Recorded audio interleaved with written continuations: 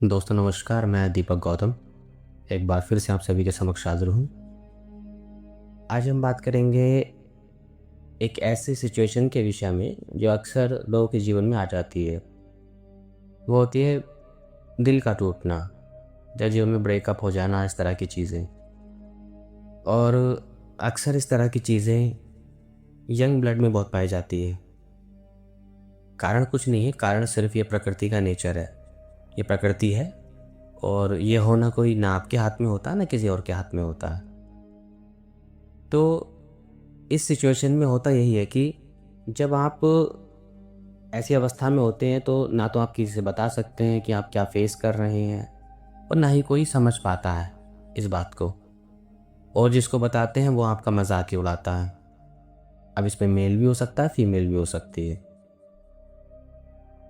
तो अक्सर मेरे पास ऐसे कॉल्स आते हैं जो एक ही बात बोलते हैं, कहते हैं कि सर वशीकरण कर दो, जो कि मैं करता नहीं है, क्योंकि मुझे पता है दुनिया में वशीकरण इस चीज़ का तो बिल्कुल भी इलाज नहीं हो सकता।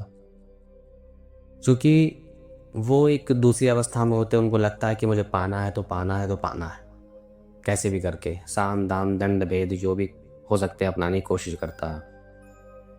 लेकिन यकीन मानो कुछ नहीं होता है इन सब चीज़ों से। सबसे ज़्यादा बेहतर होता है इस अवस्था से निकल जाना। ठीक है, तो जब आप किसी से प्रेम करते हैं, अक्सर लोगों को एक गलतफहमी होती है कि आपने किसी से प्रेम किया तो प्रेम उसके अंदर है। नहीं, प्रेम आपकी खुद की संपत्ति है, किसी दूसरे की नहीं है। अगर ये दूसरे की संपत्ति होती तो जिससे आप प्रेम करते हो सारी दुनिया प्रेम करने लग जाती। प्रेम आपकी संपत्ति है, आपके पास था तो आपको किसी से हो गया। आज इससे हो गया तो कल को किसी और से भी हो सकता है।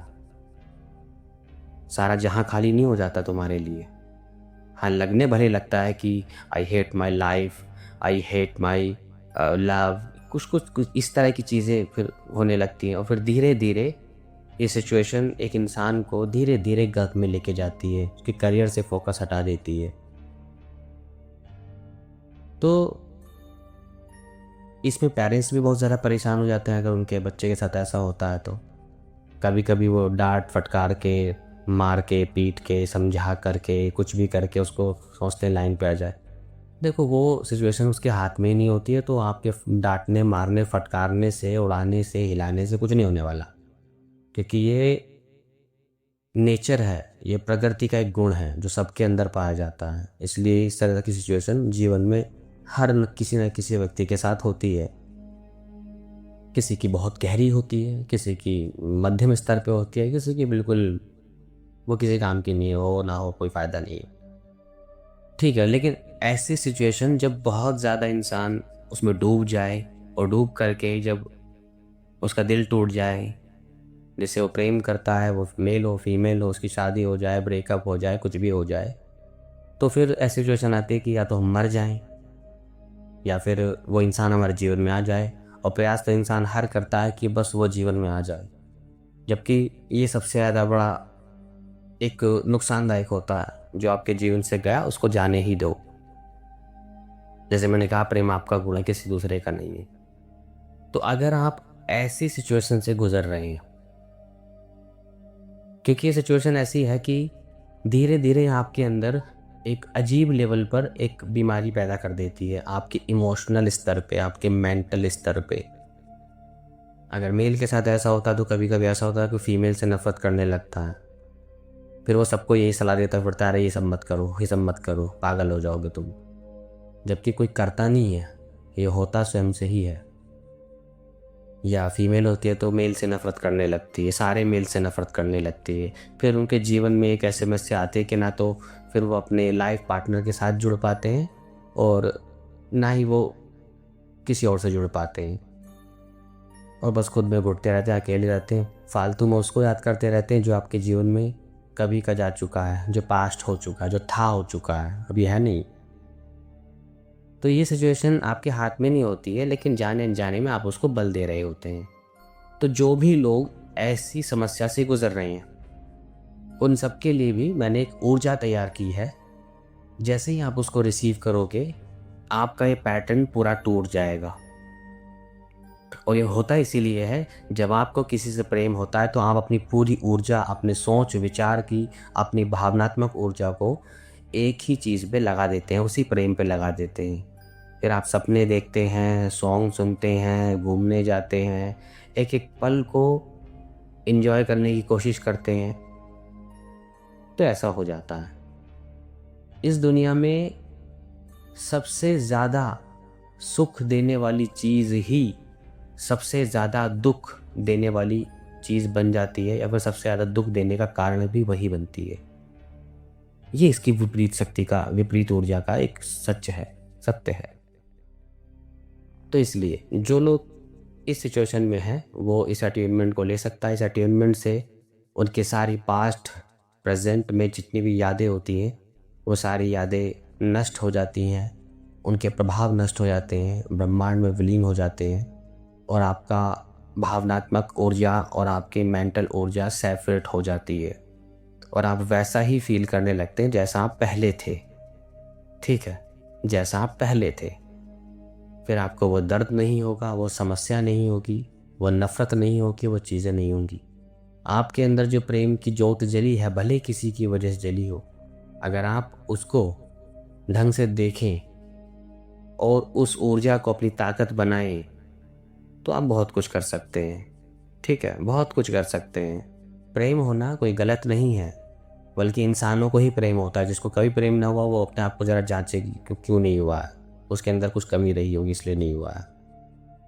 ठीक है, भले उसे समाज एक्सेप्ट ना करे, बात अलग है। समाज अपनी मर्जी से आपके ऊपर कुछ भी थोप सकता है, लेकिन आपकी मर्जी से कुछ भी वो स्वीकार नहीं कर सकता। ये हमारे समाज की प्रॉब्लम है। अपनी मर्जी से वो रेप स्वीकार कर लेते हैं, आपकी मर्जी से प्रेम स्वीकार नहीं कर सकते। ये समाज की प्रॉब्लम है।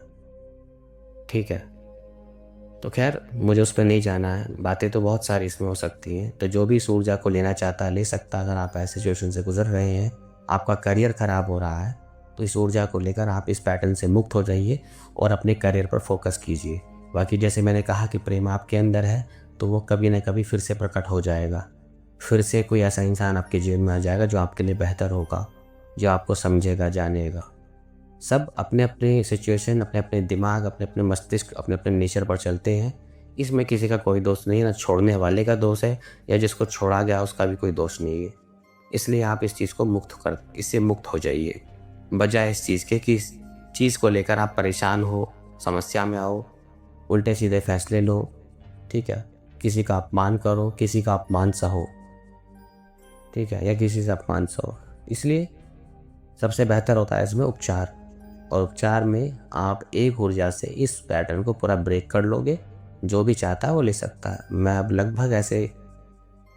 मैं मैक्सिमम ऐसे अटेनमेंट्स और ऐसी ऊर्जाओं को लाऊंगा जहाँ पर आप सीधा लाभ ले सकते हैं, या फिर प्रैक्टिस के नाम पर भी जो बहुत सारे चीज़ें होती हैं वो भी आपको ना करनी पड़े, ज़्यादा बेहतर है। क्योंकि बहुत सारे प्रयोग चीज़ें आप नहीं कर सकते, क्योंकि ना आपका घर अलाउ करता है, ना आपके पेरेंट्स अलाउ करते हैं, और अगर वो कुछ नहीं तो आपके बच्चे, आपकी बीवी आपको कुछ अलाउ नहीं करता है। प्रॉब्लम यही है, क्योंकि हम भगवान को सिर्फ मानते हैं, भगवान में लीन नहीं हो सकते। लीन होने का मतलब है फिर आप सबके शत्रु हो जाते हैं।